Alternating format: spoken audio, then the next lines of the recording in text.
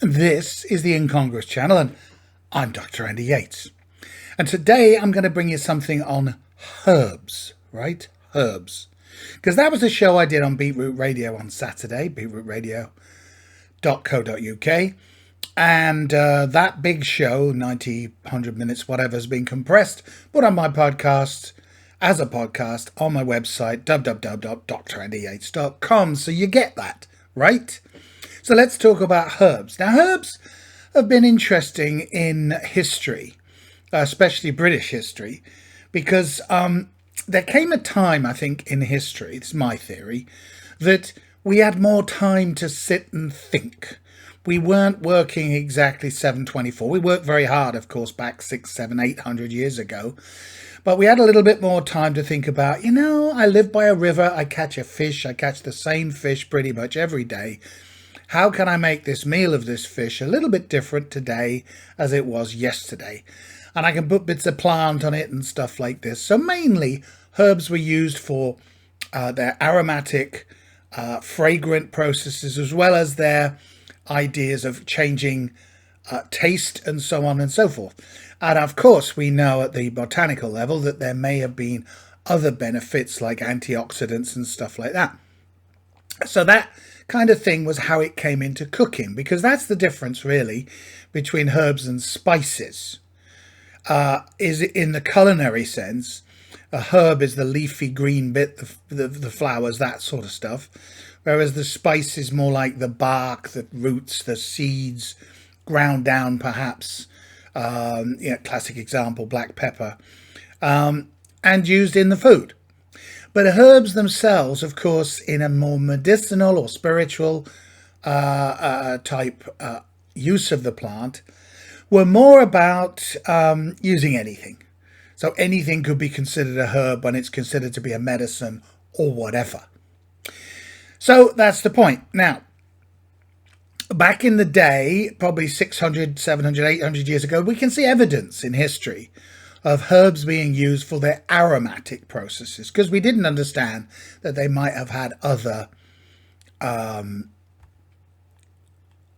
properties.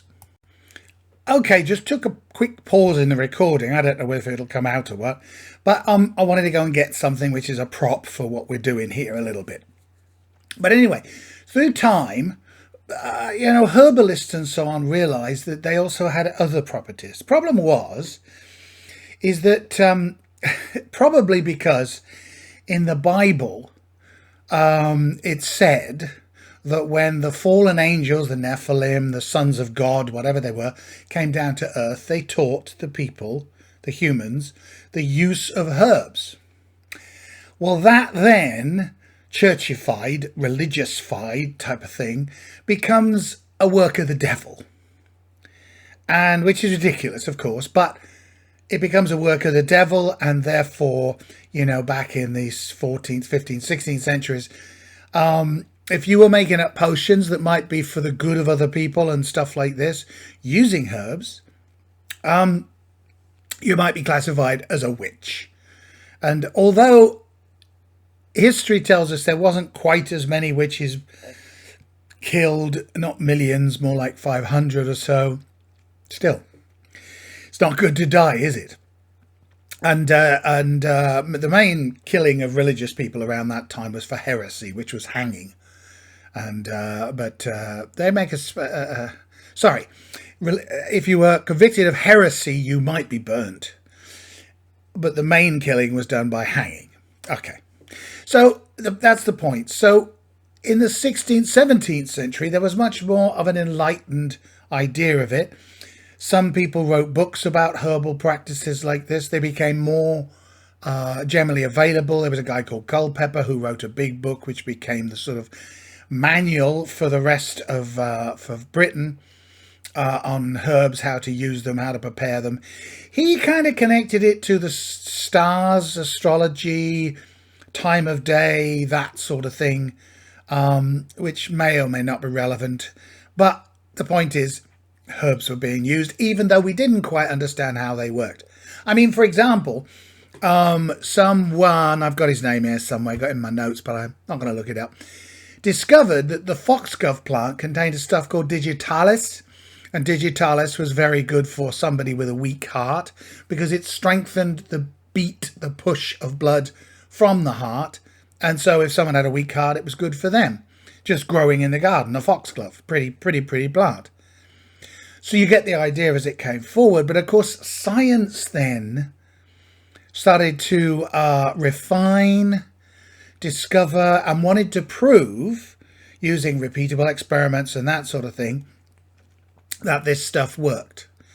And the more that happened, the more the use, understanding, the law, the tradition, which wasn't written down, started to fade away and get lost. Now, I mean, we were using things like, I've got one written down here. This was a Christianized one that was an Anglo-Saxon pagan herb charm. And it contained mugwort, cockspur grass, betony, lambstress, plantain, nettle, crabapple, thyme, and fennel. So no harmful ingredients there, just a nice smelling thing that might have made people feel good, and might also, because of its inherent properties and contents, actually have lifted somebody's mood, made them feel better. Well, that would be a magical charm, wouldn't it, in those days? Okay, so there were lots of those being used. Things like mistletoe was used way back in time. That was used by the Greeks, that was used by the Celts, that was used by the Druids. You had to be a bit careful with it because some types of mistletoe are quite poisonous. But it used to be, because it contains a thing called viscotoxins, but it can be used for other medicinal or healing purposes. There are records for the use of herbs as aromatics. For example, there's one here, 12 pence for roses for the Baron's chamber, and another one, 1516, for flowers and rushes for the chambers of Henry IX. And Henry IX was the one to be Henry IX after Henry VIII, but he was ninth Duke of something or other. Anyway, he never made it. He got killed or died or something. So, okay, you get the idea. So all these herbs are being used and so on. No one quite understands how they work. But experientially, in practice, these work on this, these work on that. The local folklorist, herbalist, wise person understood how they worked. And then that's the essential knowledge that actually got lost. Now, there was a thing called, famously, Four Thieves vinegar. And Four Thieves vinegar, there's a legend to it, and there's lots of different versions, so let me give you one. The idea was that there were four thieves and they were stealing off plague victims. Now, of course, most people wouldn't go near a plague victim because plague was very contagious because of those rascally fleas, right? And the fleas would jump on you and then they carried a virus, and plague virus, right? So they were either caught or were summoned by the king or whoever it was to say, hey, you lot, you're doing all of this and we don't like you doing it, because eventually a lot of that valuables is going to come back to the king, although they're not going to go and get it off the corpses, but the corpse collectors might do. But how is it you're not getting the plague? And they came up with this thing that they said, well, they created this thing called, which we call Four Thieves vinegar. What's happened here? Four Thieves vinegar. I've got to turn the page. That's what's going to happen here. And they were applying this stuff to protect them from the plague while they went off and did their nastiness, taking off the corpses. And just quickly, 3 pints of strong white wine, handful of wormfield, meadow sweet, which actually contains aspirin, I think, or salicylic acid, wild marjoram and sage, 50 cloves, 2 ounces of campanula roots, 2 ounces of angelic, rosemary and horehound, and 3 large measures of camphor. Very aromatic. And also the plague doctors that time used to use this kind of stuff. And they had a practical value because they acted as a flea repellent, an insect repellent. So they did actually have a practical one. So they probably could have been used, they might have been effective. Another recipe was dried rosemary, dried sage flowers, dried lavender flowers, fresh rue, camphor dissolved in spirits, sliced garlic, brushed cloves, distilled wine vinegar, all very smelly. And of course, those were smelly times in those days, so people would know what smelled good and what smelled strong and so on. Now, the plague doctors would wear a mask, and that's why I kind of paused and stuff like this, that looked like that. And this guy, of course, is Halloween, so I had to buy this. This fella here, there you go. Isn't he beautiful? And this one's made of latex, of course. It's a copy or whatever like this that you can wear. But that's the... What did it sit on my shoulder and say something? Anyway, the idea is that the plague doctor would put the herbs in the nose, the beak, and breathe that instead of breathing the humour, the air, the ether, which they thought contained the disease. You get that? Okay? So that's the idea of the plague doctor's mask. So there we are. So that's that kind of thing. But it's interesting how it comes to light. On our trip to Peru, we realized just how much people living in the jungle who did have access to shops, but it was many, many miles away. It was a day's travel. You took a day out of your life just to go and get some salt or some fuel oil or something like that. So really, they were in the jungle, surviving on the jungle, whatever they found. And of course, they knew, because of traditional knowledge passed down by spoken word, not written down anywhere. And it's interesting that I've had some surgery recently, and I was talking with the anaesthetist, who happened to be, I'm going to say, an Indian gentleman. And some of the herbs I take as supplements or whatever are actually Indian. And he said, yeah, he said, you know, the problem is that as modern medicine has taken over, the traditional ways are being lost. Because he said, yes, in most cases, sort of for chronic, acute, not so much acute. So chronic, the slower diseases and stuff like this, not like breaking your leg, but they were very, very useful. I know when I had my bike accident, Sheila must be obeyed, treated my wounds using poultices. And I have virtually no scars from third-degree burns. Quite amazing how that works. But anyway, so he said, basically, he said, yeah, that's it. That's the problem. The knowledge is being lost. So herbs are being pushed to one side because big companies aren't going to come in and pick up those herbs and say, well, these are valuable, these are useful. So it's interesting in Peru how some of those herbs do get used. And let's just quickly go through some of the ones that might be in the basic diet.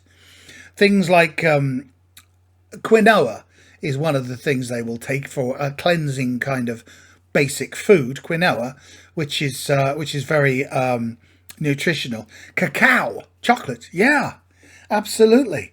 High concentration sulfur, magnesium, and it contains phenylethylamine, which gives you enduring sensations of elation and happiness. That's why we like chocolate, right? Yeah, absolutely. And it also helps you focus over prolonged periods. Over there, you get pure cacao without sugar. And it's gorgeous, but it's bitter. But the flavour is extraordinary. You'll get acai, which is a red berry, which is very high in antioxidants. You'll get things like green plantains, which are like green bananas, which are used for the base of the food. They're starchy but not sweet, but they do add healthy bulk to the meal. There are sacred plants, right? And generally they're hallucinogens. The big three, I suppose, are ayahuasca, which I've talked about before, San Pedro, which is a type of cactus, which contains mescaline, which is the same as peyote that the Native Americans use, and toi, or datura, which is incredibly strong. And my advice to you is just be really careful if you ever hear of a substance called datura. Toi is another name for it. They also call it mandrake. Yeah. because it's so strong in those alkaloids that do give you a hallucinatory effect, that it's really quite deadly poisonous.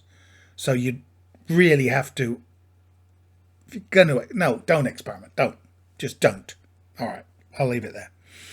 But of course, another one in Peru is coca, which of course is you'll have that as tea when you arrive at any hotel up, in the mountains, say somewhere like Cusco. You'll go up there and that's what you get when you arrive, coca tea. And it helps you cope with the altitude.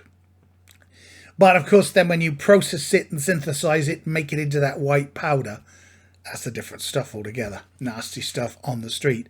And if you do that in coca, you're going to be... if you do that in Peru, you're going to be put away and they'll throw away the key. Don't do it. Don't do it. All right.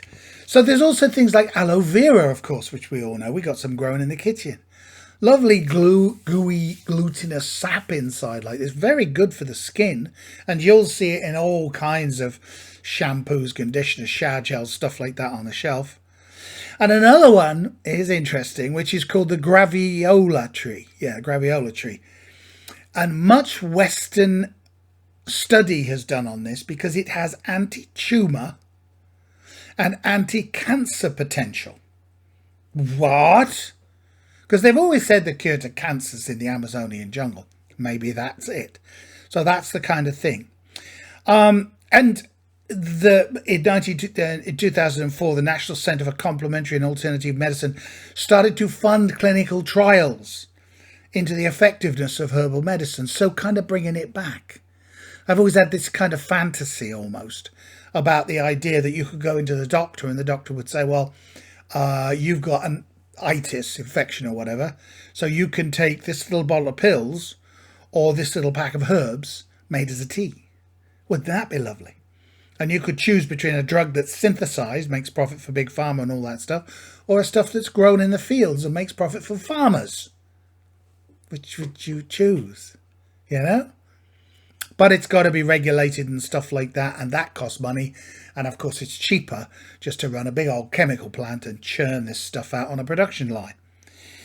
But the Peruvian jungle, the Amazon, is such a source of all these benefits, potential benefits and stuff like this, as well as being the lungs of the planet, for goodness sake.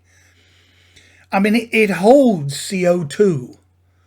Here we are wrestling with the idea, trying to persuade people to actually do something, because I think everybody recognizes the problem, to actually do something about the increasing rates of CO2 in the atmosphere and the effects on global warming and climate change, to actually do something about it.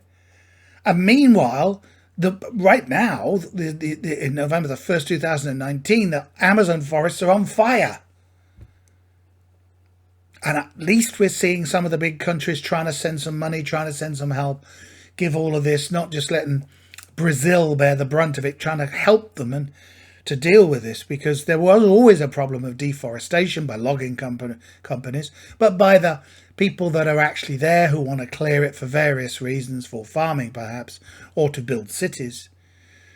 And we've got to save the rainforest. I know that sounds woo-woo and new age and stuff like that, but we've got to. It's the lungs of our planet, and it's this huge source of, potential healing and stuff like this. The shamans and the curanderos over there have been doing for years, because they don't have access to Boots or CVS or anywhere like that. They've just got to take it from the jungle, and they use that to heal their own people who they care for. Yeah. All right. So you get that. So wouldn't it be wonderful if that herbal knowledge could be retained in some way, and we could work alongside as a complementary medicine to, the scientific, the medical medicine, if you like, and work those two together. There you go. That's my show. Don't forget to check me out. Don't forget to like, share and subscribe if you like this, please. My website, www.drandyyates.com. And this is the Incongruous Channel. I'm Dr. Randy Yates. My pleasure to be here. And please, take care.